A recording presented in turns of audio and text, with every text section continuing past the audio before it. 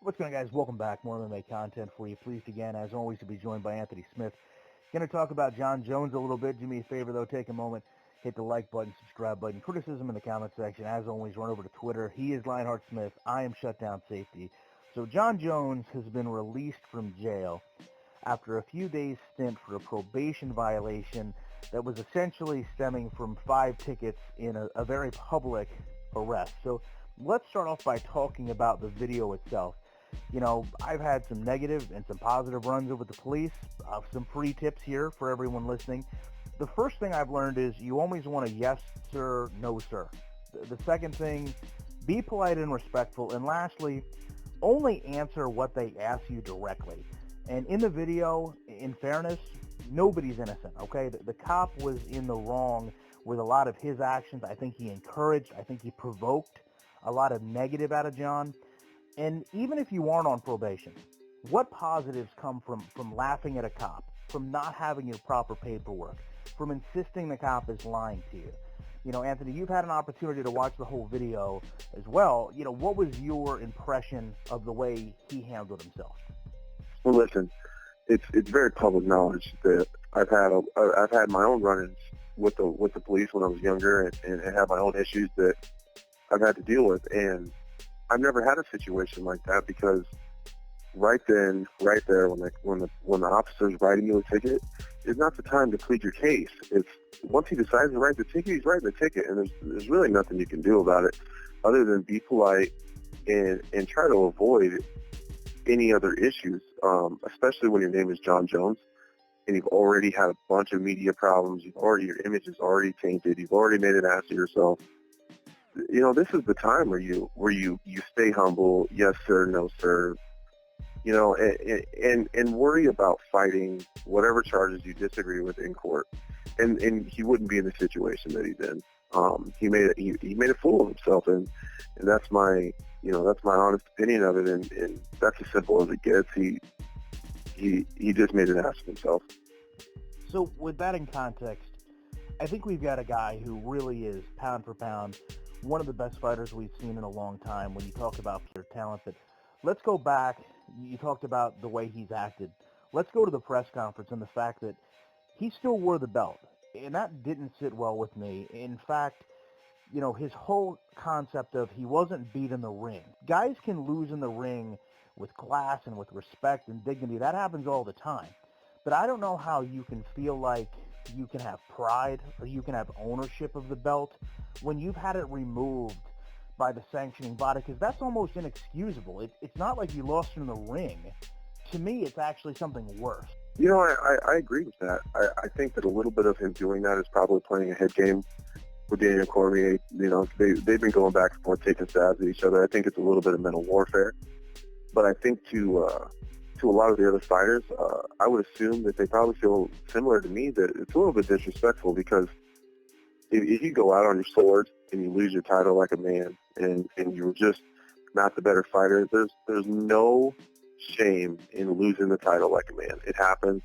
You pick yourself back up and you go back and you fight for it again. But to have it taken from you because you can't act like an adult is ludicrous for you to keep walking around with it. It almost plays into what Daniel Cormier has been saying, is that John Jones doesn't think that there's any repercussions for the things that he does outside of the cage.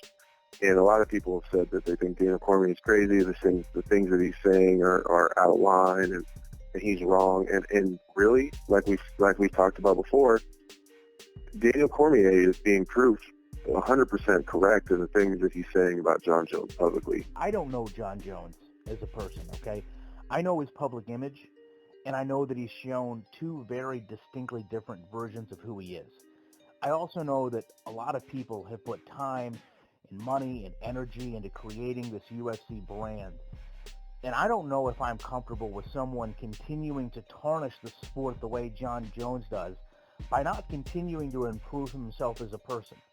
And I'm not saying that I don't give him credit for the rehabs, because to a degree he had to do those.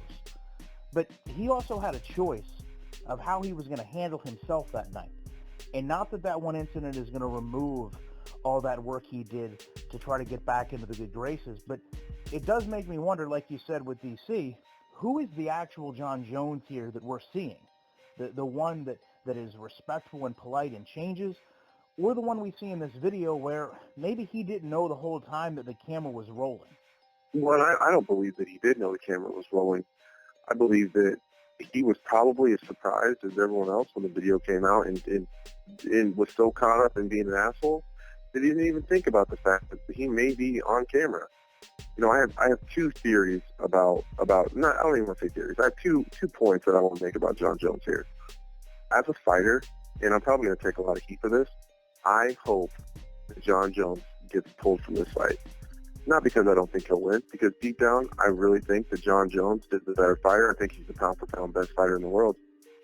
And I think that he will beat Daniel Cormier. And I don't think he deserves that opportunity. I don't think that he is doing the things that the champions do. I don't think that he deserves to be the world champion. He's not the person that I want to see my children looking up to or my nephews looking up to.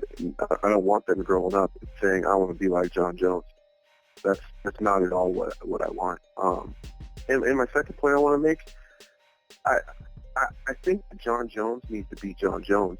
I think the reason he leaves such a bad taste in everyone's mouth, a lot of people have different opinions on John Jones. Everyone thinks he's a great fighter. Some people like him, some people hate him. I think the reason he leaves a bad taste in a lot of people's mouth is because he isn't being true. He's being, you can just sense that he's a snake, that he's being fake, and that's not who he really is. If you put Nick Diaz in that same video, I would be sitting here saying, damn, man, Nick Diaz is a gangster, you know, and he's just out here not giving a shit about anything, you know, throwing up 209. I'd be all about it. I think the video was hilarious. But that's who Nick Diaz is. Nick Diaz is just a bad dude. Like, he just doesn't give a fuck. And John Jones wants to pretend like he's this saint, he's this good person. Like, if you're just a bad person, just be a bad person. Just own it. Embrace it. And you're going to get a whole lot further. Like, there's good guys and there's bad guys. And you can't be a bad guy trying to be a good guy, because people are smart, and they're going to smell that shit out. And they're gonna be able to tell that there's something wrong and there's something off. And that's how I've always felt about John Jones. Always thought he was a great fighter, but I've always felt like there was something off about him. There was just he did just rub me the wrong way. And I think that's what it is. I think that John Jones, deep down, just isn't a real good dude. And if that's the case, just be that guy. Be the bad guy and embrace it and love it. And make your money that way, and just tell people, you know, give people the middle finger and live your life how you want to live it, I guess. But don't be a bad dude trying to portray a good guy, because obviously it's not working out for you, because he keeps getting caught showing his true colors. And I think it's a slippery slope that we're entering with him, because at some point you have to understand that the media, the fans, the speculation will be, this has to stop at some point. He either straightens his life out and gets things in order, or he's just not going to fight anymore. If this progresses into the next step, and God knows what that is, and I really don't even want to speculate what it could be, but let's say something worse happened down the road. Are you not opening yourself up as an organization with the UFC for people to come out and say, well, this guy had a lot of transgressions and it continued to get worse, but you continue to let him represent your organization, you continue to let him fight, you continue to let him walk around with your belt. At what point do we get to the stopping point where you're just not allowed to fight anymore? And you may think you're the best fighter, and you may pretend that you're the greatest in the world, but you're not going to do it under the best promotion in terms of mixed martial arts on the planet. You know, I don't know where that line gets drawn. A lot of people say, well, this isn't that big of a deal. It's just a bunch of traffic violations. He was just being an asshole. You know, he was just angry. You know, it's not so much this specific occurrence that's got everyone upset about it. I mean, lots of people get drag racing tickets, and lots of people are assholes cops. The fact that there was the car accident that he had before with the DUI, then it was the cocaine thing, then it was then the latest car accident that he's on probation for now, and he's given off this persona that he's changing his life, that he's a different person, that he treats people right, that he's a good dude, and then you get stuff like this that's totally contrary to the things that he's been saying. That's what got people so upset. No one cares that you were drag racing.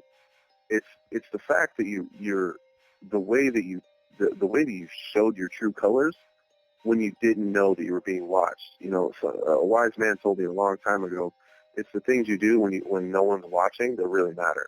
But when you don't think anyone's watching, it's who you really are. And that's who John Jones is. We've seen it. We've seen it a couple times, even with the Daniel Cormier fight.